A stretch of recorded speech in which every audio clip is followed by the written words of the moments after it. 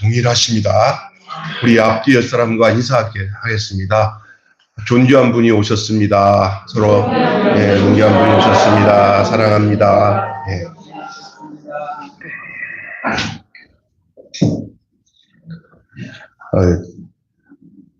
오늘 이렇게 보면은 우리 권사님 두 분이 앞자리에 앉으시는 권사님 두 분이 다 아프셔서 우리 이명수 권사님은 낙상을 해가지고 수술을 했는데 회복하는 시간이 좀 걸릴 것 같아요. 근데 여러분 빨리 회복하도록 기도해 주시고 우리 또 장금옥 권사님도 저 병원에 지난주에 퇴원하시긴 했는데 몸이 안 좋으셔서 못 나오시는데 그동안 우리 아프셔서 못 나오셨던 우리 김일선 권사님이 우리 권태익 장로님 저기 사모님 되시는 우리 김일선 권사님 오늘 얼굴 보니까 건강한 모습으로 나오셨어요. 너무나 감사하고 박수로 우리 그동안 우리 저 규영 자매도 몸이 안 좋아서 한동안 못 나왔는데 우리 이규영 집사님 나오셔서 박수로 환영합니다. 제일 감사한 것은 희락이가 한 달 가까이 이제 건강해서 잘 먹지. 그래서 아무것도 아니야. 이제 싹 더 건강해. 하나님이 더 축복 주시려고 그런 과정을 주신 것 같아요. 이게 오늘 와서 이게 또 뭐 아파서 못 나오신 분도 계시지만 회복돼서 나오신 분도 계시고 아마 저기 영상으로 예배는 우리 이명수 권사님 못 들으실 거예요. 주님 사랑합니다. 여러분 주님 사랑하시죠? 오늘 기적을 체험하는 믿음에 대한 말씀을 좀 드리겠습니다. 우리의 삶에서 믿음처럼 소중한 것 없어요. 여러분 믿기 때문에 교회 나와서 예배 드리는 거예요. 예배를 드리다가 믿음도 갖게 되겠지만 하나님이 주신 믿음이 우리에게 있어요. 그래서 내가 하나님 안 믿으면은 살 수 없다는 걸 알기 때문에 그 믿음이 여러분을 이끌어서 이 자리에 오게 해 주신 줄 믿습니다. 소중한 거예요. 그래서 예수 믿는 것은 받은 증거가 많도다. 예수 귀한 예수 믿음 더욱 주옵소서 했어요. 계속 지금도 믿음으로 살았지만 오늘도 믿음으로 살고 있고 앞으로도 그 믿음으로 살고 있어요. 그 믿음이 곧 뭔지 알아요? 내가 어떤 소원을 이루겠다 하는 그런 다짐이나 바람이 아니라 내가 지금 그 예수님과 하나가 되어서 살고 있다는 그 증거예요. 그래서 여러분의 삶 자체가 그 믿음의 증거가 되시고 믿음의 실제가 되시기를 바랍니다. 그 믿음의 중심은 나를 나보다 더 잘 아시고 나를 지키신 주님이 내 안에 믿음의 증거예요. 그래서 제가 어렸을 때 여러분을 좀 잘 듣기 위해서 제가 우리 부모님이 내 부모가 아닌 줄 알았어요. 믿음이 안 생겨서 제가 분명히 내가 아버지 엄마 아들인데도 우리 아버지랑 저는 안 닮았어요. 우리 아버지는 좀 왜소한데 저는 크죠. 우리 김영진 어머니 알죠? 그죠? 네. 그렇죠. 근데 저는 차만 이게 덩치가 크고 형제들도 저보다 작아요. 그러니까 늘 우리 고모부가 장난칠 때 주워왔다. 저 주워왔다. 다리 밑에서 주워왔대요. 오목교 다리 밑에서. 그래서 나 진짜 어렸을 때 너무 순수했는지 그걸 좀 어느 날 보면은 이제 정말 또 어떨 때는 나를 또 이렇게 다른 자식들보다 이렇게 좀 편하게 대해서든지 막 야단을 치고 하면 속상하면 내 엄마 아버지 찾아가야겠다 하는 생각을 알고 그래서 진짜 가봤어요. 우목교 다리 밑에 그 고적지 치고 있는 아줌마 하나 있더라 이렇게 나 닮았더라고요. 나는 우리 아버지 엄마 아들이 아닌가. 그래서 맨날 갈등하면서 살았어요. 또 정확하게 얘기를 안 해주고 또 엄마 아들인 것 같기도 하고 막 그랬어요. 그래서 더 하나님 의지하고 교회 열심히 다녔어요. 혹시나 엄마 아들이 아버지 아들이 아니어도 교회 잘 다니기 때문에 하나님 나 지켜주겠지. 우리 엄마가 교회 다니니까. 그런 생각도 했어요. 근데 어느 날 제가 확실히 거기서 자유로워졌어요. 자고 있는데 시골에서 야 김실이 경상도 사람들이 시리시리 하잖아요. 김실이 이실이 김실아 야 자고 있는데 비용순 할 때 너 진짜 고생했잖아. 난 할 때 고생했대. 와 이 예생이 들려요. 근데 언니 나 여기 세브란스 병원에 실려갔잖아. 혈관 터져갖고 이놈 4kg나 넘게 나가가지고 그냥 터졌대. 나가 뇌가 컸대요. 나올 때 엄마가 나를 끄집어내지 못했대. 그러면서 저기 병원에 실려간 얘기를 다 하면서 이거 그때 돈으로 집 한 채 날렸대, 나 때문에. 태어나면서. 나는 비싸게 난 아들이구나. 우리 엄마 죽었다가 살아나면서 나 태어났구나. 그리고 난 뒤에 이제 그 다음날 이제 속으로서 잠자면서 이랬어요, 진짜. 그랬는데 우리 고모부가 굉장히 좀 얄궂은 분이라 막 농담하면서 나를 짓궂게 괴롭히는 분인데 그날 그래서 이 주소온 자식아 막 그래서 실컷 해라. 이 마귀야 물러가라. 다 알았어. 우리 엄마가 날 낳았다. 예. 아니, 엄마가 날 낳았다는 것에 대한 의심이 사라지니까 거짓말하고 누가 조소해도 전혀 개의치 않습니다. 예수님이 나를 위해서 피 흘려서 죽으면서 해산의 고통으로 여러분을 낳은 줄로 믿습니다. 아멘. 그냥 낳은 게 아니라고요, 우리가. 그 구원의 확신들. 하나님이 나를 택했구나. 내가 예수님 때문에 태어난 사람이구나. 거듭난 사람이구나. 여러분, 이게 진짜 중요한 거예요. 믿음으로 산다는 건요, 모든 의심에서 믿음은 뭐냐? 모든 의심이 사라지는 거예요. 마음에 가득한 의심을 뭐하고? 깨치고 지극히 화평한 마음으로, 그 다음에 확실히, 그 다음에 뭐라 그래요? 믿기는. 확신이 뭐냐? 확실히 믿는 게 믿음이에요. 확신의 반대가 뭐예요? 의심이에요. 그래서 의심에서 떠나가는 게, 두려움에서 떠나가는 게 믿음인 줄로 믿습니다. 여러분, 이 믿음이 너무 소중한 거예요. 믿음보다 더 중요한 거 없어요. 여러분. 그것도 자기 자신을 믿는 것도 좀 유익할 수도 있지만 자기 자신은 불안하잖아요. 나보다 나를 더 잘 아시고 나를 구속하신 하나님을 믿는 이 믿음은 너무나 귀중한 거예요. 여러분, 믿음은 가장 절망적인 상황에서도 기적을 체험하게 만드는 비결인 줄로 믿습니다. 별거 아닌데도 절망해가지고 그냥 망한 사람 많아요. 근데 그 절망적인 상황에서도 믿음은 나를 일으켜요. 기적을 일으켜요. 이 기적을 체험하는 믿음이 어떤 믿음이냐? 저번 말씀드리겠지만 따라서 합시다. 예수님께로 나오는 믿음이 최고 믿음이다. 네. 여기 예수님께로 나왔잖아요. 최고죠. 삶의 기적은 단순한 곳에서 시작됩니다. 그것은 예수님께로 오는 거예요. 22절 말씀 보십시다. 22절. 회당장 중 하나인 야이로가 하는 이가 와서 예수를 보고 발 아래 엎드려. 여러분, 당시의 회당장은 지금 국회의원들 정도의 권세를 가진 사람이에요. 이스라엘은 종교와 정치가 하나가 되는 그런 구조로 되어 있어요. 그래서 이 회당장에서 그들이 랍비들 중에서도 회당장을 뽑기도 하죠. 그 사람들에게 있어서는 이 회당장은 정치, 종교를 다 아우르고 있는 그런 권력을 갖고 있는 사람들이에요. 그 중에 회당장은 굉장한 사람이죠. 이 회당장이, 예수님 앞에 엎드렸다고 그랬어요. 찾아와서. 예수님께 찾아와서 엎드렸다는 거예요. 회당은 이스라엘 백성들이 예배, 교육의 중심 장소였습니다. 회당은 여러 명의 장로들이 지도부를 만들어 놓고 거기서 집단 지도 체제로 하는 중에 그 장로들 중에서 대표적인 사람이 회당장이에요. 회당장. 근데 이 회당장의 권력은 세상적으로 볼 때는 센 권력을 갖고 있는데도 불구하고 이 사람은 높은 신분을 가지고 있어요. 여러분, 높은 신분을 가지고 있다는 것은 참 좋은 거예요, 사실은. 주변에 보면 좀 높은 신분이 있으면 그것으로 도움이 되는 게 한두 가지가 아니에요. 그렇기 때문에 그 발 앞에 신분을 가지고, 높은 신분을 가진 사람들이 겸손하게 엎드려서 이렇게 빌고 저를 도와달라고 하는 게 쉽지 않은 거예요. 근데 이 회당장 야이로는 자기의 높은 신분에도 불구하고 엎드릴 수 있는 사람. 여러분, 이 신분이 아무리 높은 사람이라고 해도 이게 높은 게 축복이 아니라 엎드리는 게 축복이에요. 근데 이 사람은 엎드렸어요. 예수님께 나와서. 사람들에게서 최대의 불행이 뭐냐면은 자기가 뭔가를 가지고 있고 넉넉하다고 해서 그것 때문에 엎드리지 못하고 자존심을 버리고 자기 존재를 내려놓고 주님 앞에 엎드려서 주님을 찾지 못하는 게 가장 불행이에요. 가장 훌륭한 축복은 뭐냐? 가장 행복이 뭐냐?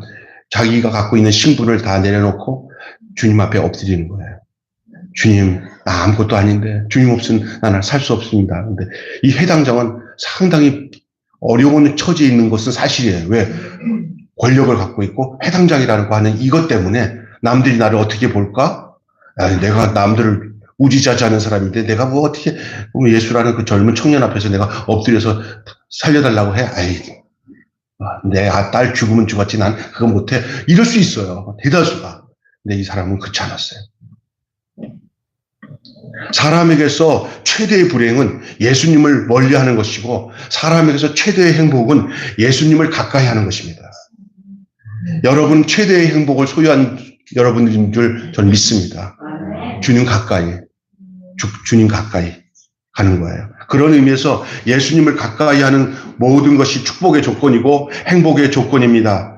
많은 소유로 주님을 멀리하게 된다면 그 소유가 저주예요. 여러분 생각해 보세요. 내가 돈이 많고 권력이 많아서 그것 때문에 예수님과 점점 멀어진다면은 그 많이 가지고 있고 또 많이 누리고 있는 그것이 내게는 축복이 아니라 예수님을 가까이하지 못하기 때문에 그게 저주가 될 수도 있어요. 그래서 기도할 때 어떤 성도를 위해서 기도할 때 그것을 2차적으로 돌려놓고 기도하세요. 1차적인 게 뭐냐? 하나님, 저가 하나님 곁에만 있게 해주세요. 하나님 가까이 해주세요가 1차적인 기도가 되시고 그럼에도 불구하고 하나님 가까이 있어도 하나님이 주신 이 세상의 복도 함께 누리게 해주세요. 그건 2차 보너스예요. 이렇게 기도하시기를 주님을 축원합니다. 근데 많은 사람들이 그렇지 않아요. 예수님을 이용해서 저주가 될 수 있는 조건만 위하면 예수를 이용해서 그걸 얻어요. 그러놓고는 뭐냐면 까맣게 그것이 주님으로부터 기도해서 얻어진 것도 잊어버리고 자기가 잘나서 이렇게 부유하고 넉넉해졌다. 여러분, 예수님을 믿는 목적이 여러분이 부유하기 위한 목적이고 여러분이 잘나가고 권력도 갖고 이 세상에서 누군가 알아주는 것이 목적이 위해 그것을 이루기 위해서 예수님을 찾았다면 여러분 주소지를 잘못 선택한 거예요. 왜냐하면 이게 굉장히 악한 거예요. 그게 다시 말해서 예수님을 이용해서 부자가 되는 게 아니라 예수님을 위해서 거침이 될 수 있는 내 부유함, 예수님에 가까이 가기 위해서 내게 무슨 권력이 올 때 정신 바짝 차려야 될 소지가 있는 거예요. 그래서 제가 아는 국회의원 한 분이 있는데 이런 고백을 하더라고요. 자기는 믿음이 있어서 이럴 줄 아는 줄 알았더니 어느 날 보니까 주일도 빼뜨려버리고 옛날 가졌던 초심들이 사라졌더래요. 자기가 생각하는. 참 좋은 사람이에요. 제자 훈련하는. 그러더니 하는 소리가 남들이 그럴 때 목사님이 얘기할 때 제가 몰라서 몰랐던 것도 아닌데 그게 닥치니까 그게 만만치 않더래요. 그래서 다음 공천에 안 받고 자기는 본연의 자기 직업이었던 변호사 일로 돌아가고 걔가 좀 쉬어야겠다고. 이게 이렇게 무서운 줄 몰랐다고. 그렇게 고백하는 누구라고 내가 얘기 안 했지만 가까이 아는 분이에요, 제가. 그래서 이분은 정말 좀 껄떡껄떡거리는 사람 많잖아요. 공천 준다면서 덜 받겠다고. 그런데 딱 내버려두고 내가 하나님께 가까이 하는 일들이 이 브레이크가 걸렸다는 걸 느낀 거예요. 딱 내려오더라고요. 그리고 얘기를 하더라고요. 근데 남의 일 같지 않아요. 이제 목회하는 목사님도 정신 못 차리면 어느 날 권력, 높은 거, 이것이 하나님이 준 축복인 줄 알고 착각하다가 정말 중요한 것을 하나님과의 관계를 놓칠 수 있어요. 이거는 어느 누구나. 그래서 오늘 여기서 얘기하는 여러분, 주님께부터 멀어지게 하는 소유, 주님께로부터 멀어지게 하는 그런 권력이 여러분에게 있다면 그것이 저주거리가 될 수 있다는 사실을 인지하시기를 바랍니다. 도리어 그럼 반대로 주님께 가까이 하기 위해서 내 모든 것이 있던 것이 없어졌는데 그것 때문에 내가 주님이 가까이 있다면 그 고통과 그 문제와 그 역경과 그 어려움이 도리어 진짜 축복을 받는 비결일 수도 있어요. 아멘. 왜 이렇게 문제가 많지? 하나님께 가까이 하기 위해서 나타난 내 문제였다면 그 문제가 아니에요. 하나님이 나를 그냥 거기서 계속 눌러 앉으려고 하니까 잡아 끈 거예요. 그 손해가 한두 가지가 아닌데, 그거 막 싫어요 하면서도 나중에 보니까 하나님이 나를 이끄신 거예요. 꼭 그렇게만 해야 되겠습니까? 그래. 거기다만 너 내 생각 안 한다. 내 생각 안 한다. 이 잘난 맛으로 산다. 그럴 수밖에 없는 것이 우리라는 것을 나보다 누가 더 잘 알아요? 하나님이 더 잘 알아요. 그래서 여러분이 요즘에 어떤 날 닥친 어떤 환경에 대해서 하나님 꼭 이래서 해야 되겠습니까? 그러면 하나님 이렇게 얘기해요. 그래, 내가 네보다 더 잘한다. 너를 그럴 수도 있어요.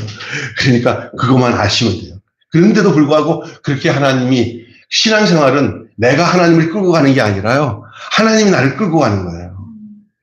이거에 대한 분명한 여러분 안에 믿음이 있어야 돼요. 아, 믿음 생활은 내가 하나님을 이용하고 끌고 가는 게 아니라 하나님이, 살아계신 하나님이 나를, 당신의 목적대로 나를 이끌어 가시는 과정이구나 라는 사실을 가지고 여러분이 모든 문제나 사건이나 어떤 일들을 거기다가 맞춰서 하시잖아요. 그러면 모든 것이 결론적으로는 하나님의 마음과 뜻을 알게 되는 비결이 돼요. 진짜 중요한 겁니다. 예?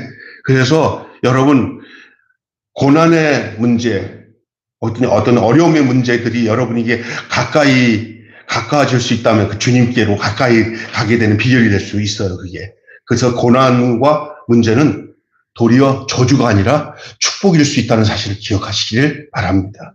이 야이로는 회당장임에도 불구하고 주님 앞에 엎드릴 줄 알았어요. 우리는 조금만 좀 되면은 아주 생색내잖아요. 내가 꼭 이래야 되나? 근데 내가 꼭 이래야 되나 하는 것에 대해서 내가 주님 앞에 팍 엎드려져야 그때부터 진짜 돼요.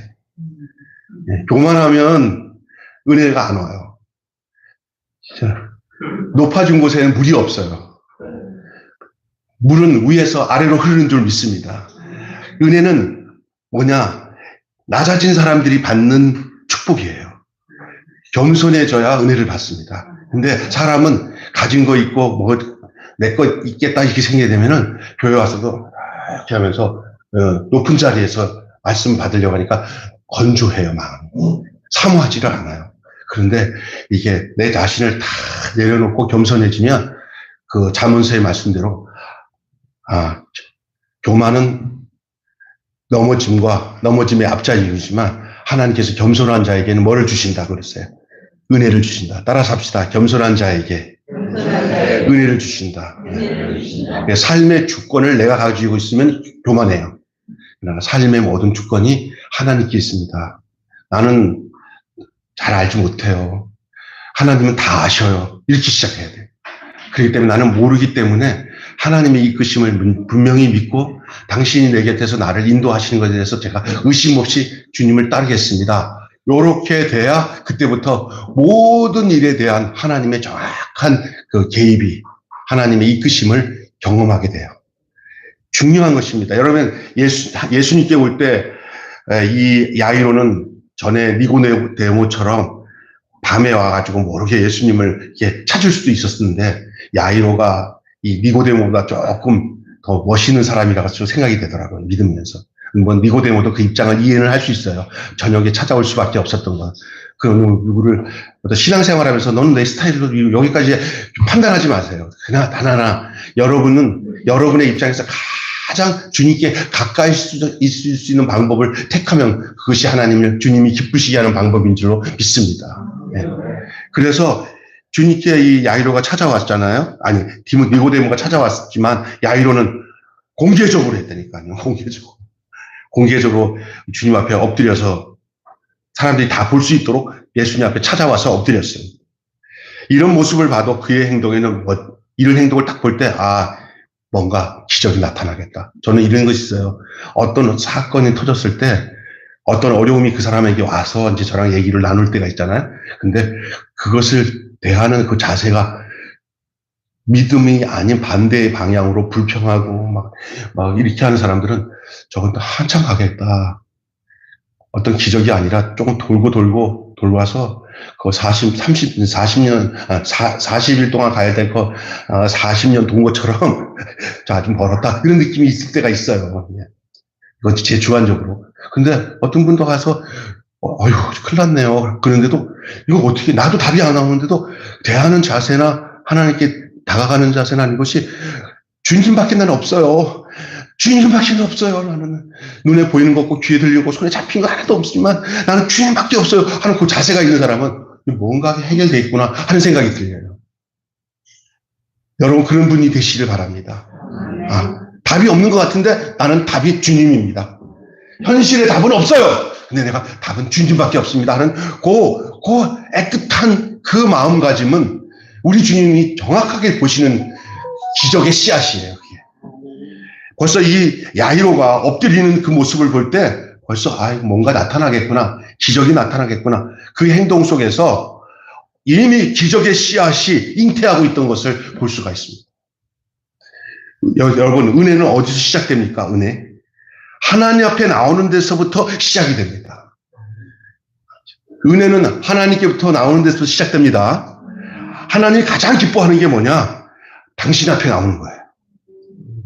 여러분 교회 나온 여러분에게 하나님의 이런 축복이 있기를 바랍니다. 솔직히 오늘 나올 때 나올 수 오기가 참 애매한 상황인데 힘들게 나오신 분 있잖아요.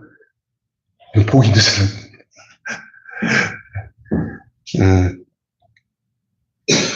우리가 편한 시간 집에서 기도도 하고 뭐 이렇게 예배를 드릴 수 있지만 왜 그 교회에 나가서 예배 드리냐? 그게 달라요. 우리 옛날에 집사님 내가 이렇게 직장에 가서 이렇게 보니까 교회 나오지 못하게 하고 막 이제 방송으로만 예배 드리고 할 때 있잖아요. 근데 보니까 식당에 그럴 때 가고 뭐 차 타고 가는데 보니까 사람들이 그런 대로 싹 하는데 교회만 썰렁하게 만드는 이 나라에서 그렇게 했잖아요. 그때는 교회가. 어떻게 보면 마스크 쓰고 이렇게 예배드리면 교회가 더 편한데도 불구하고 막 교회를 못 나오게 하는데 그거를 그냥 그럼 뭐 되지 뭐 교회까지 나가. 그런데 안에 있는 성령이 야 이거 뭔가 문제가 있다. 이거 왜 교회만 못 가지? 이거 이럴 때 교회 가야지 하고 교회 나오셨다는 얘기를 듣고 난 뒤에 저들은 주님이 진짜 그 속에서 역사하는 거 있구나. 내가 이제 이런 얘기를 우리 친구한테 우리 교회 집사님 네 분이 그런 생각을 가지고 왜 식당이나 뭐 전철관에서 사람들이 바글바글 하는데 내가 왜 교회를 안 가지? 이럴 때 나가야지 하고 나왔다 그러니까 야, 그 귀한 분이다 그러더라고 나한테. 맞아요. 이게 장애가 있을 때 못하게 할 때 방해가 있을 때 그때 뚫고라도 예수님 만나야 돼요. 제가 지원에 그랬잖아요. 둥풍병이랑 정자 걸린 그 친구 넷이서 예수님한테 나가려고 하니까 사람들이 너무 많아가지고 갈 수 없으니까 아마 친구들이 거예요. 아마 야, 뭐 오늘만 날이냐 돌아가자. 그랬을 거 아니에요. 그런데 이 친구들이 싹 살피는 거예요. 살피더니 야, 저 지붕을 뜯자. 지붕 올라가고 지붕 뜯어가지고 이게 끈을 묶어갖고 그 앞에다 내려놨잖아요. 무슨 지랄이야 이게 막 떨어지고 난리 났잖아요. 그런데 우리 예수님은 그거 보고 뭐라는지 알아요? 이게 왕치야 그랬지 않았어요? 따라서 합시다. 저희의 믿음을 보시고 그 믿음은 역경이 있다고 해서 뒤로 물러가거나 하다가 포기하거나 하는 게 아니에요. 이제 주님 안 만나면 끝난다 이런 절박한 마음을 가지고 주님을 향해서 여일하게 주님 앞에 나가는 거예요. 우리 어른들, 우리의 믿음의 그 선배들, 부모님들, 우리의 믿음의 신앙의 선배들이 다 그런 과정에서 교회를 섬기고 믿음으로 살아왔고요. 그 속에서 우리가 나온 줄로 믿습니다. 우리는 그거 버리지 말아야 돼요. 우리 부모님들, 신앙인들이 뒤로 물러서지 않고 하나님 중심으로 살았던 걸 우리가 다른 거는 버려도 절대 주님 앞에 나아가는 믿음은 버리지 마시기 바랍니다. 아멘. 예수 앞에 나오면 모든 죄 사하고 주의 품에 안겨 편히 쉬게 되는 줄로 믿습니다. 이 주 앞에 나오는 거예요. 제일 중요한 게 주 앞에 나오는 거예요. 은혜는 거기서 시작되는 거예요. 너희가 나를 간절히 찾으면 나를 만날 것이다. 그 말은 뭐냐? 안 찾으면 나를 못 만난다. 이게 깔려 있는 거예요. 여러분, 주님을 간절히 찾아야 주님을 만난다는 것은 주님 안 찾으면 주님 못 만난다는 거예요. 근데 알아서 주님이 나를 찾아오겠지? 설사 내가 막 찾게 되는 것도 주님이 그런 마음을 주셔서 찾는다고 할 수는 있어요. 그러나 여러분 그런 소극적인 자세로 주님을 대하지 마시기 바랍니다. 여러분이 간절히 찾는 쪽에다가 여러분에게 그걸 맞춰야 됩니다. 그게 주님이 여러분에게 은혜를 주신 결과예요. 은혜 받은 사람의 특징이 뭐냐? 간절히 주님 앞에 가까이 가요. 주님 찾으려고, 주님 앞에. 나 주님 없으면 못 살아요. 그러니까 조금 좋아지면 싹 식어지지 마시고요. 처음에 애틋하게 주님을 막 찾았던 그 마음을 잃지 마시고 더 가까이 주님께 나아가시는 여러분 되시기 바라요. 그때 기적의 역사가 일어나게 되는 줄 믿습니다. 그래요. 그래서 뭐 체면을 다 버렸잖아요. 야이로가 회당장인데 엎드렸잖아요. 자존심을 다 버렸어요. 여러분, 기적의 씨앗은 여기서 일어나는 거예요. 이 씨앗은 얼마 후에 싹이 트고 반드시 열매를 맺게 됩니다. 두 번째는요, 기적을 일으키는 믿음은 어떤 믿음이냐? 간절히 기도하는 거예요. 간절히 기도하는 거예요. 여러분 뭐 이렇게 기도원가 갖고 뭐 살림 다 챙겨놓고 그냥 쭉 하고 기도하는 것도 뭐 나쁘다는 얘기는 아닌데, 그게 아니라 매사 일상 속에서 하나님 앞에 간절하게 기도하는 거예요. 번개 기도라고 할 수 있어요. 순간순간 번쩍번쩍 하나님께 기도하는 거예요. 이 야이로는 주님께 간구했어요. 23절 한번 보실까요? 자, 시작. 23절 시작. 많이 간구하여 가로되 내 어린 딸이 죽게 되었사오니 오셔서 그 위에 손을 얹으사 그로 구원을 얻어 살게 하소서 하거늘. 야이로가 이렇게 이야기해요. 자기 딸을 예수님 앞에 맡기고 예수님 살려달라고 간절하게 간구하는 겁니다. 여러분, 우리 주님께서는 사랑하는 우리의 모든 형편을 알고 계신 주님인 줄로 믿습니다. 그래서 어떤 사람은 그래요. 다 알고 있는데 뭐하러 구하냐고. 이스라엘이 그래도 여호와께 기도해야 할지니라고 그랬어요. 에스겔에. 알고 하나님이 내 사정 다 알고 있다고 해갖고 내가 간구하지 않는 그건 성경적이지 않아요. 주님이 다 알고 있음에도 불구하고 왜 우리가 예수님 성경에서는 우리가 기도하라고 하느냐. 많은 사람 중에 있어요. 야, 뭐 믿음 없는 사람이나 기도하는 거야. 다 알고 있어서 우리가 다 책임지는데 뭐하러 기도해. 이런 사람이 있어요. 그래서 그걸 통해서 기도를 안 해요. 여러분, 주님이 다 알고 있음에도 우리에게 기도하라는 데는 이유가 있어요. 그렇게 기도하는 것을 통해서 주님과 나와 관계가 맺게 되는 거예요. 우리가 그렇게 돼 있어요. 우리 인간 구조는요. 주님과 간절히 간구하고 기도하는 걸 통해서 주님이 그 문제를 해결하는 데 목적이 있는 게 아니라 주님은 그 기도하는 생활을 통해서 우리와 늘 교제하는 거예요. 만나서 대화하고 싶어 하는 거예요. 이게 진짜 중요한 것인데 사람들은 참 몰라요. 기도는 무조건 응답의 목적을 위해서 기도한다고 생각하는 쪽에다 가는데 응답보다 더 중요한 게 뭐냐면 교제예요. 주님과의 관계예요. 우리 형편 다 알아요. 그래서 기도하라는 이유가 왜 그래요? 하나님은 단순히 우리의 문제를 풀어주는 분으로 있기를 원치 않으세요. 문제를 풀어주는 분이기도 하지만 문제만 풀어주는 분이 아니라 우리의 문제를 통해서 우리와 만나서 교제해서 사귀기를 원하셔요. 그래서 주님과의 나의 관계가 그냥 필요에 따라 업무적으로 이렇게 사업적으로 무역적으로 이렇게 주거니 받거니 하는 그런 관계가 아니라 주님과 나와의 관계가 생생한 언니 동생 자매가 서로 언니 하면 알았어 하고 뭐 대화 나누는 것처럼 주님이 우리의 관계가 기도 생활 속에서 주님과 나와의 관계가 생생한 인격적인 만남을 갖기를 원하셔요. 여러분 기도 생활에 막연히 여러분 하나님 나 이런 문제가 생겼어요. 해결해 주세요. 안 해주면 죽어요. 막 이렇게 기도만 하는 스타일로 하고 나는데 응답 받으면 됐어요.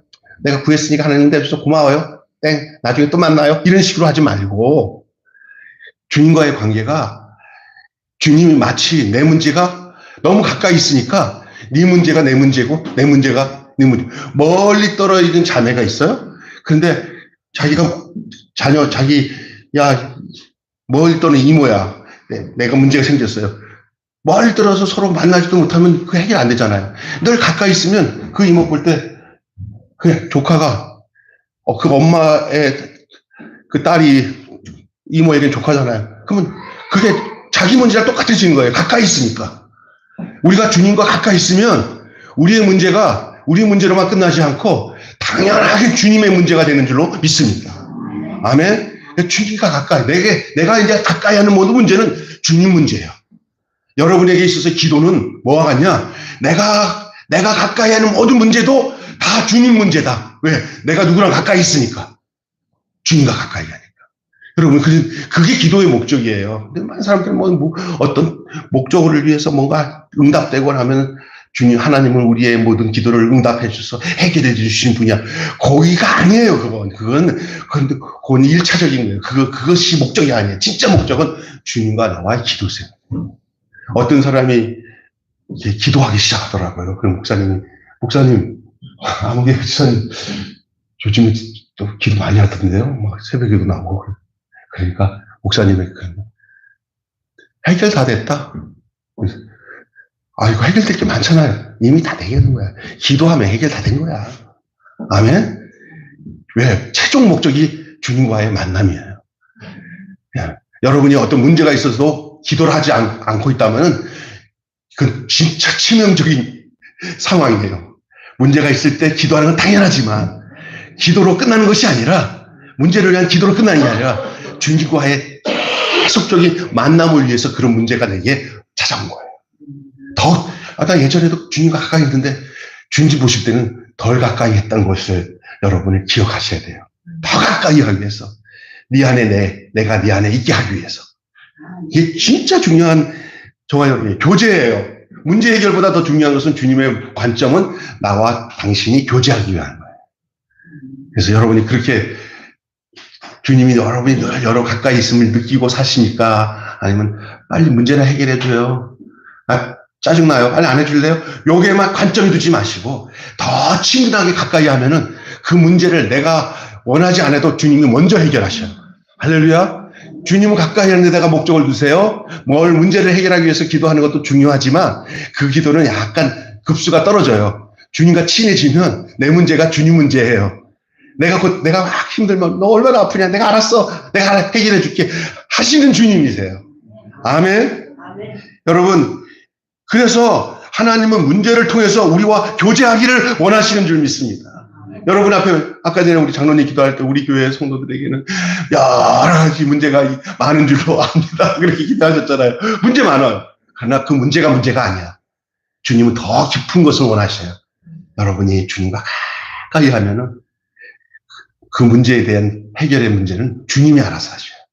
이 세상 살아가는 거 내가 해결할 문제가 하나도 없더라고요. 다 주님이 하셔야 된다는 것을 아는 게 신앙이에요. 자녀 문제도 그렇고요. 앞으로 노후 문제도 그렇고요. 이 문제들도 보니까 내가 해결될 문제가 하나 아니더라고요. 내가 문제 해놓으면 그때부터 문제가 생겨. 내가 하면 문제가 생기는데 내가 내려놓고 난 주님밖에 없어요. 주님이 해결해 주세요. 주님과 가까이 하면은 그때는 내가 해결하지 않을 문제를 주님이 해결해 주는 것들을 내가 목격하게 되고 느끼게 되고 그 해답이 나도 모르게 오잖아요. 그때 생겨지는 게 믿음이에요. 주님이 일하시는구나. 주님이 역사하시는구나. 이 믿음의 조상 아브라함을 비롯한 모든 믿음의 선조들이 뭘 경험했냐면 바로보다 하나님이 세구나. 이건 내 생각이었구나. 하나님이 역사하면 확실하구나. 이런 것들을 경험하는 것이 믿음이에요. 여러분의 사건 앞에, 여러분의 가정 앞에, 여러분의 개인의 육체적인 어떤 질병 앞에서 여러분이 닥쳤을 때 그 문제가 상당히 큰 문제이긴 해요. 그래서 주님께 기도하는 건 당연한 거예요. 그런데 여러분 거기서 멈추지 마시고 그걸 통해서 더 깊은 주님과의 만남, 교제가 생생하게 여러분 속에 있기를 주님의 이름으로 축원합니다. 이게 산 신앙이에요. 이게 살아있는 신앙이에요. 그냥 관념적인 신앙이 아니라. 우리 주님이 사랑하는 여러분의 형편을 다 아십니다. 그럼에도 불구하고 여러분에게 문제가 도달했을 때 주님은 뭐를 기대하고 있냐면 나도랑 이제 더 가까워지고 싶다라는 사인을 여러분에게 보낸 거예요. 하나님은 문제 해결의 도구로서의 하나님이 아니라 우리와 사랑의 교제를 나누기를 원하시는 하나님이십니다. 이러한 사랑의 교제를 소중히 여길 때 진정 문제는 저절로 해결되는 경우들이 너무 많아요. 그리고 문제가 일시적으로 해결되지 않아도 이런 교제가 분명하면 해결되지 않았어도 거기에 대해서 너무 불안하거나 초조하지 않아요. 왜냐하면 기다리라는 사인이에요. 더 익혀서 성숙하게 하게 한 하나님의 목적이 숨어 있다는 것을 알기 때문에 호들갑을 안 떨어요. 주님, 더 기다려야 되나요? 그래. 그러면서도 불안해하지 않아요. 왜냐하면 그 주님을 믿기 때문에. 아멘. 왜? 교제하니까 믿을 수 있잖아요. 안 보면 불안한 뭐 가까이 하니까. 주님을 찾고 새벽마다 아침마다 주님께 기도하고, 기도하는 사람이 기도하고 나면 주님이 나와 함께하는 것을 넉넉히 말씀을 통해서 성령께서 이렇게 다듬어 주시잖아요. 그럴 때 이게 주님 만나는 거잖아요. 이게 하나님, 우리 육체적으로 하나님이 육체로 갖고 있나요? 하나님은 내 속사람이 안 보이는 것처럼 안 보이는 그 존재로서 나를 만나는 분이기 때문에 우리가 육신적으로는 하나님을 볼 수 없어요. 그러나 내 속의 속사람을 내가 볼 수 없듯이, 내 생각이 안 보이듯이 하나님 생각 같은 분이라 오셔서 내 곁에 있어요. 내가 알아요.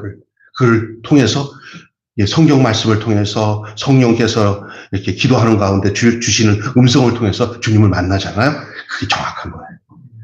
근데 막 정신없이 문제 앞에 헤말려가지고 이럴까 저럴까 하다가 불안했다가 초조했다가 이런 게 사라져버리는 거예요. 주님이 옆에 계시니까. 할렐루야. 넉넉히 이길 수 있는 힘이 주님 안에 있다는 걸 알아요. 예수님이 이런 말씀하시잖아요. 너희가 세상에서 환난을 당하라. 담대하라. 내가 세상을 이겼노라. 아멘. 내가 너에게 주는 평안을 주노니 이 평안은 세상이 주는 평안과 같지 않다. 세상이 주는 평안들은 내 문제가 해결될 때 일시적으로 아이고 해결됐다 이제 살 것 같다 그런데 또 민물이 나가면은 썰물이 들어오듯이 세상에 그 불안한 것들은 더 난리가 나는 거예요. 어느 영상을 보니까 이럴 때는 무조건 산으로 뛰어 올라가야 됩니다 하는 그 영상을 보여주는데 이 썰물이 쫙 빠지더라고요. 3배의 속도로 더 많은 범위로 썰물이 너무 빠져나가는 거야. 그때는 무조건 뛰어서 올라가야 된다는 거야. 왜 그러냐? 그 빠져간 분량의 높이에 밀물이 들이닥칠 거야. 지금 평안해가지고 와, 다 빠져나갔다 싶을 때가 위기가 올 수 있는 기회라는 걸 알고 산 위로 올라가야 되는 줄 믿습니다. 이해가 되세요? 그러니까 여러분이 그게 기회거든요. 쫙 빠져나가는 기간이 있어요. 그걸 피하라는 거예요. 주님께로 포함한 주 품 안에 들어가 있어야 되는 거예요.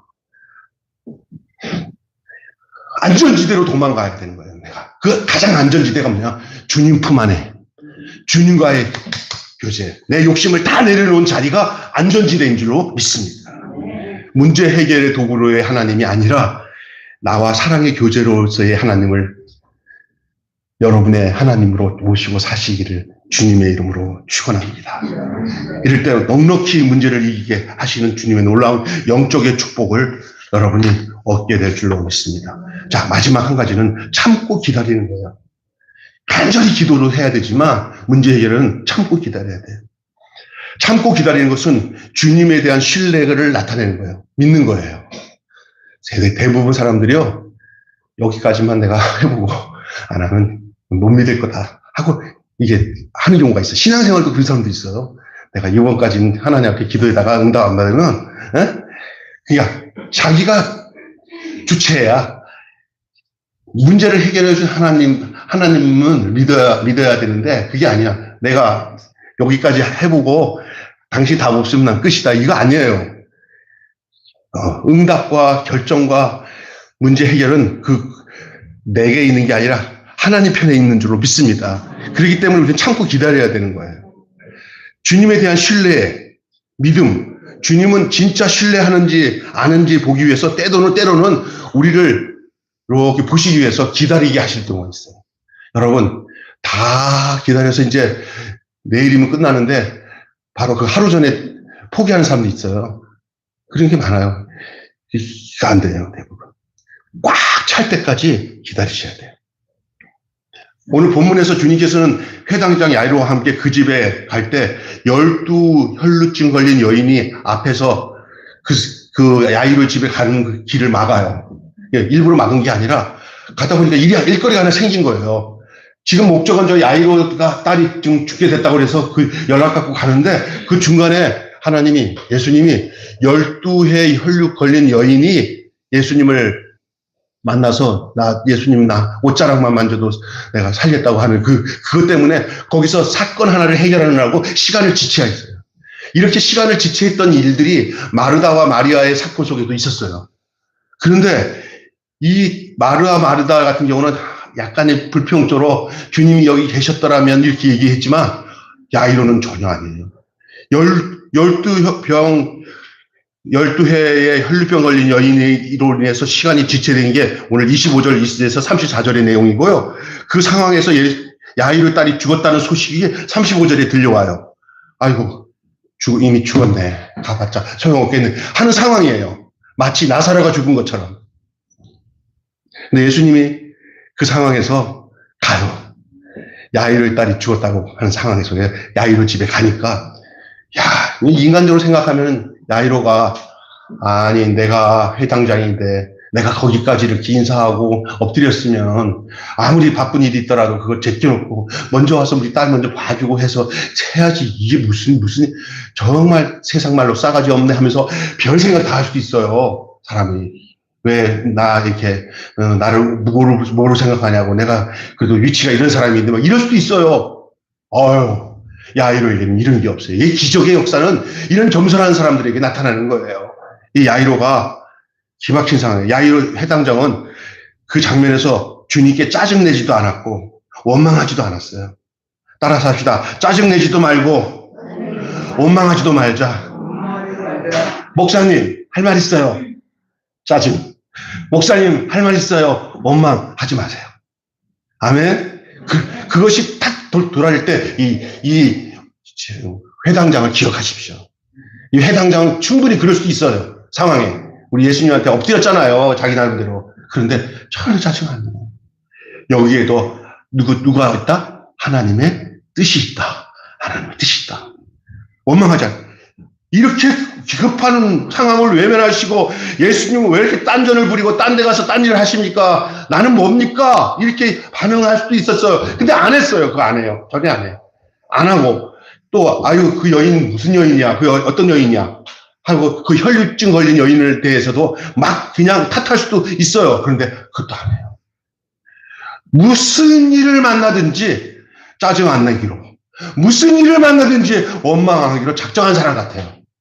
하나님은 이런 사람들은 기다릴 줄 아는 사람에게서는 짜증이 없어요. 여러분, 우리나라 사람들에게 제일 안 되는 게 뭐냐면 빨리야. 그래서 안 된다면 성질 내고 그러잖아요. 근데 기다릴 줄 알아야 돼요. 은혜는 기다리는 자들에게 찾아오고 기적은 기다리는 자들에게 찾아오고 하나님의 역사는 기다리는 속에서 나타나는 줄 믿습니다. 아멘. 많은 사람들이 이 장면에서 실패해요. 이 장면. 오늘 야이로가 죽은 딸을 두고 예수님을 기다리는 상황 속에서 그 시간에 마귀가 역사를 하듯이 역사를 할 수 있어요. 다 된 밥에 막판에 끝까지 예수님을 만나서 예수님과 함께 했으면 이제 기적을 봐야 될 그 순간에 갑자기 그때 나 더 이상 못 참아. 오면은 한바탕 해야 돼. 얘 죽었어. 내가 바쁜 시간 피해서 가서 그래도 엎드려서 했는데 당연히 여기 먼저 와야 될 거 아니야? 하고 여기서 물어요. 대부분의 사람들이 여기서 실패해요. 이런 상황에서 실패해요. 거기까지 참아야 돼요. 기다려야 돼요. 기다릴 때 끝까지 기다려야 돼요. 기도는 열심히 했지만 기다리지 못하는 모습. 기도는 열심히 했는데 기다리지 못하는 모습. 그래서 많은 사람들이 여기에서 실패하는 경우들이 너무 많음을 여러분 기억하시기 바랍니다. 여러분 실패하지 마세요. 여러분 절대 실패하지 마십시오. 해당장 야이로의 믿음을 본받으시길 바랍니다.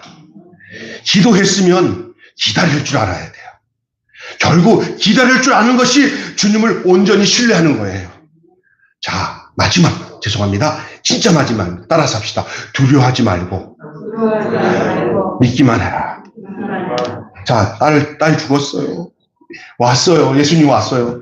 생명의 근원이신 예수님이 오셨는데도 이제 이 야이로는 여기 상황에서 주님이 원하시는 믿음을 갖고 있었어요. 그냥 주님만 의지했지 딸의 죽음에 대해서는 개의치 않고 주님만 바라봤어요. 주님께서 오늘 하신 말씀이 이 말씀이에요. 두려워하지 말고 뭐하라? 믿기만 해라. 시작. 두려워하지 말고 믿기만 해라. 여러분에게 주시는 주님의 메시지인 줄 믿습니다. 여러분, 믿는다고 말만 하지 말고 온전히 믿기를 원하시는 것이 주님이 원하시는 믿음이에요. 말로만 믿는다고 하지 말고 온전히 믿는 거예요. 온전히. 그래서 야이로의 딸이 죽었다는 소식을 접하고 야이로에게 말씀하신 것이 오늘 36절의 말씀이에요. 두려워 말고 믿기만 하라. 두려워 말고 믿기만 하라. 그리고 나서 모든 군중들을 물리친 다음에 베드로와 야고보와 요한 세 사람만 데리고 회당장 집으로 가십니다. 왜 그들만 데려갔냐? 그들 외에는 아직까지 예수님에 대해서 이렇게 믿음을 함께 동반해서 일할 사람으로 예수님이 느끼지 못했던 것 같아요. 많이 가다 보면은 잡음이 생기고 하니까 특별하게 이 세 사람만 데리고 갔습니다. 믿음의 역사에 함께 할 수 있는 동료, 믿음의 동료가 서로 이끌어주는 것이 필요해요. 그래서 이 세 사람을 데리고 갔는데 여러분, 두려움도 전염이 되지만 믿음도 전염이 돼요. 믿음 좋은 사람 옆에 있으면 믿음이 좋아져요. 두려워하는 사람들 옆에 있으면 계속 두려워져요. 믿습니까? 여러분의 삶 속에 누군가에게 믿음을 줄 수 있는 사람이 되시기를 바랍니다. 두려움을 얘기하지 마십시오. 믿음을 주는 사람이 돼야 돼요. 주님은 오늘 본문에서 믿음의 반대말을, 여러분 믿음의 반대말이 뭐라고 생각하십니까? 불신앙? 의심? 그것도 맞는 얘기인데 오늘 본문에서 말하고 있는 믿음의 반대말은 두려움입니다. 두려움입니다. 정확하게 예수님이 반대말을 정의해 줬어요. 뭐라고 얘기해요? 믿음의 반대말은 두려움입니다. 여러분, 주님은 믿는 자에게는 두려워하지 말고 믿기만 하라고 말씀하셨습니다. 무엇이 나를 방해해도 조급하게 생각하지 말고 끝까지 믿고 신뢰하시기를 바랍니다. 디모데후서 1장 7절 말씀 제가 읽어드리겠습니다. 하나님께서 우리에게 주신 것은 두려워하는 것이 아니요 오직 능력과 사랑과 근신의 마음이라고 그랬어요. 아멘.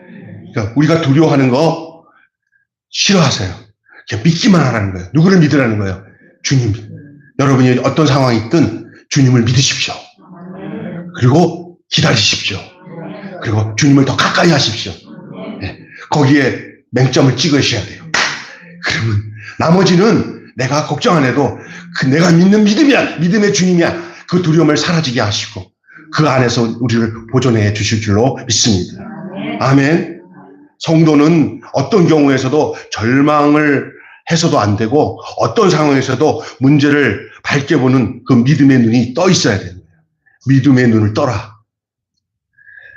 39절 말씀을 보시면은 이렇게 얘기합니다. 들어가서 저희에게 이르시되 너희가 어찌하여 호나하며 우느냐?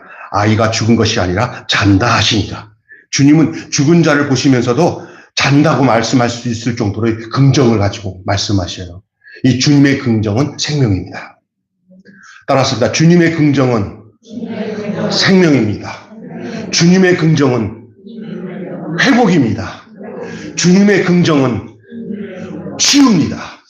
아멘. 그 주님의 긍정이 여러분의 긍정이 되시기를 바랍니다. 아멘. 예, 그래서 주님은 죽은 자가 죽은 것이 아니라 잔다. 그래서 캄캄한 인생길 하면서 그 달리다 있잖아. 일어나라 걸으라 달리다금 일어나라. 소녀야 일어나라. 소녀가 일어났습니다. 완전한 치유가 일어났습니다. 완전한 치유가 그 소녀에게 임한 줄로 믿습니다. 누가 하셨습니다? 주님이 하셨습니다.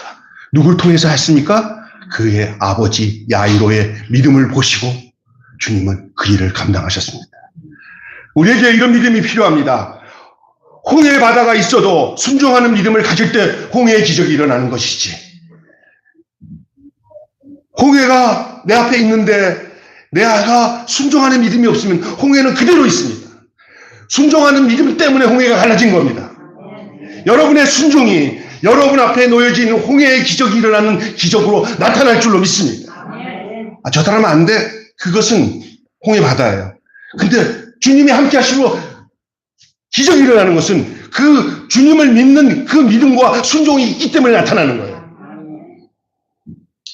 기적은 기적을 위해서 있는 게 아니에요. 하나님께 순종하는 순종의 믿음 때문에 기적이 있는 거예요. 아멘.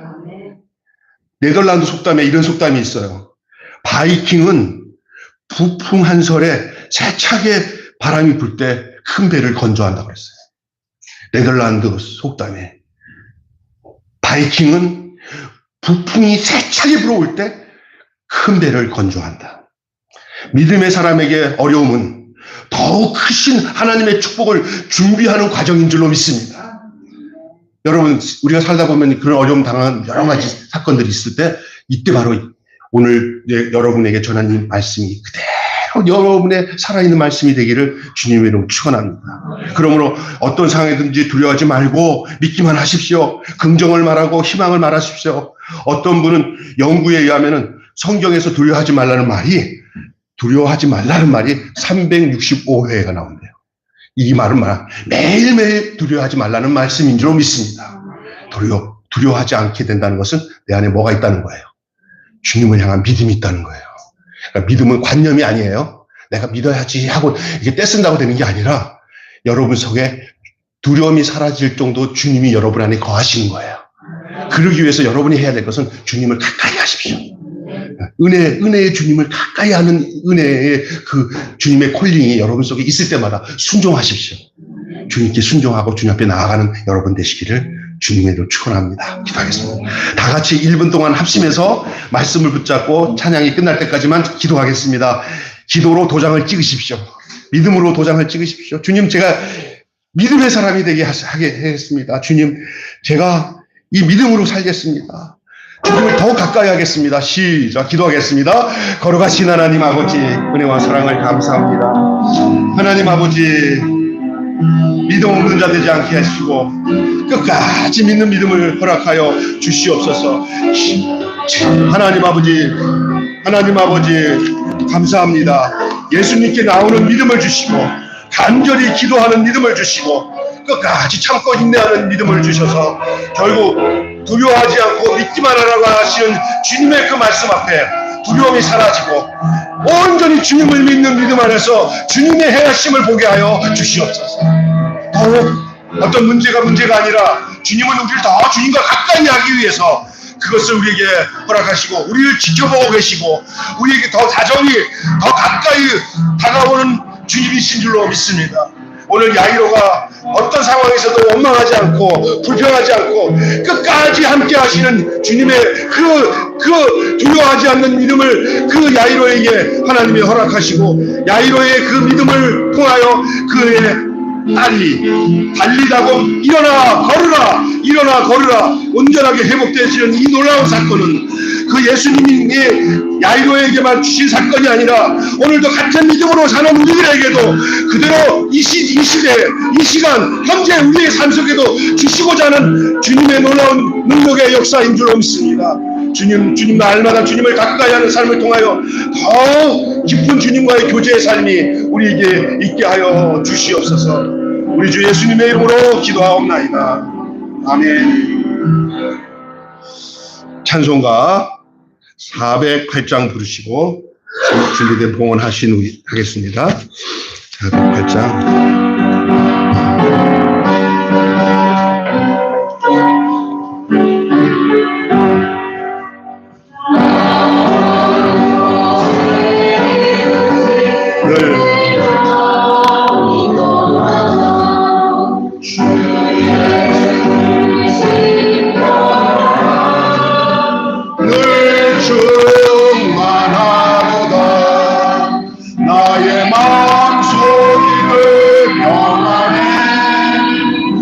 나의 마음 소리를 명하네. 악한 죄 파도가 마르라. 마리는 떠나네. 내 마음에 솟는 영세수 아버지니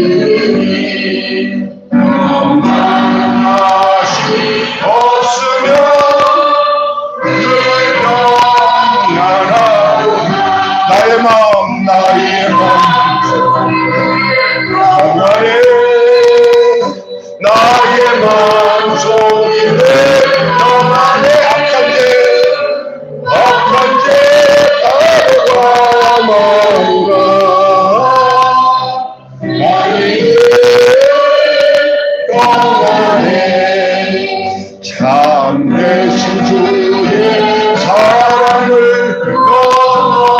넘치 못하네 그 사랑의 맘여시고 소망을 주셨네 나의 마음속인을 평안에 아멘 나의 마음속인을 평안에 악한 죄 파도가 많으나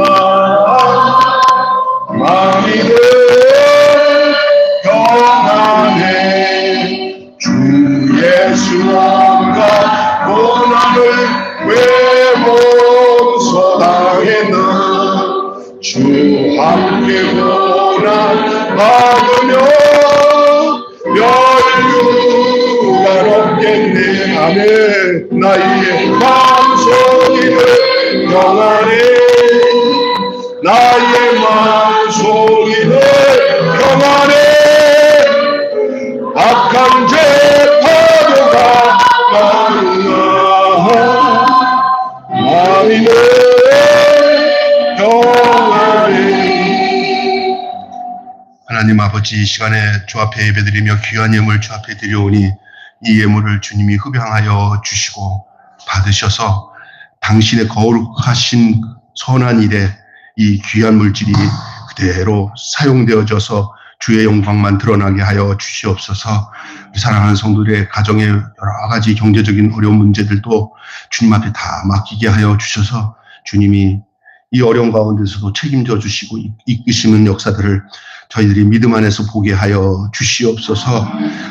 질병의 고통으로 어려운 가정들을 주님이 친히 찾아오셔서 치유하여 주시고 깨끗게 하시고 건강케 하셔서 이런 것을 통하여 어렵고 힘든 가정들의 고통들을 남의 일이 아니라 바로 나의 일이었구나라는 생각을 가지고 끌어안고 기도할 수 있는 저희들 되게 하여 주시옵소서. 우리 하나님 아버지 감사합니다. 우리 매일교회에 하나님의 은혜와 은총을 베풀어 주셔서 어렵고 힘든 가운데서도 늘 이기고 승리하고 기뻐하며 서로를 위해 기도하고 돌보며 살아갈 수 있도록 귀한 공동체 주셨사오니 주님이 오시는 날까지 보존되게 하시고 주님이 기뻐하시는 선한 일에 힘쓰는 그런 선한 능력으로 행하는 귀한 복된 교회 될 수 있도록 축복하여 주시옵소서. 우리 주 예수 그리스도 이름으로 공언하며 기도하옵나이다. 아멘.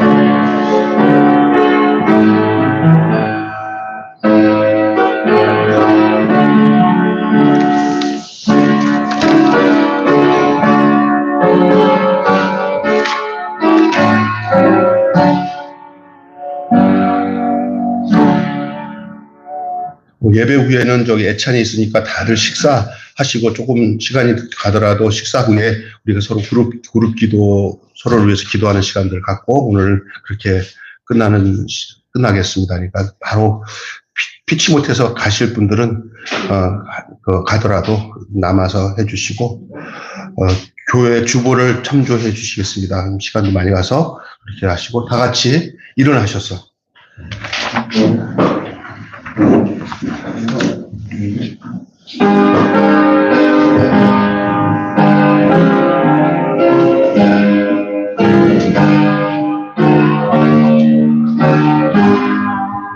성전을 떠나가기 전 머리를 숙이네 주께서 함께 계시고 복내려 주소서 집으로 돌아가는 길 주공에 가시고 내 언행 신상을 다 지켜주소서 거룩한 날이 다가고 헌혈